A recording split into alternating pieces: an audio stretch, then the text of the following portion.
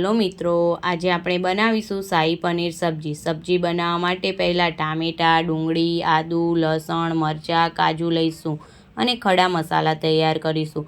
લાલ મરચું, તમાલપત્ર, મોટી ઇલાયચી, નાની ઇલાયચી, બાજવાના ફૂલ, લવિંગ, મરી. હવે એક કડાઈમાં ઘી કે તેલ લઈશું. તેમાં ખડા મસાલા અને જીરું એડ કરીશું. ડુંગળી નાખી થોડીવાર સાતળવા દઈશું. પછી આદુ, મરચાં, લસણ એડ કરી મિક્સ કરીએ. મીઠું નાખી સાતળવા દઈશું. થોડીવાર પછી ટામેટાં અને કાજુ નાખીશું. 2 મિનિટ માટે કૂક થવા દઈશું. હવે તેને ઠંડુ થવા દઈશું.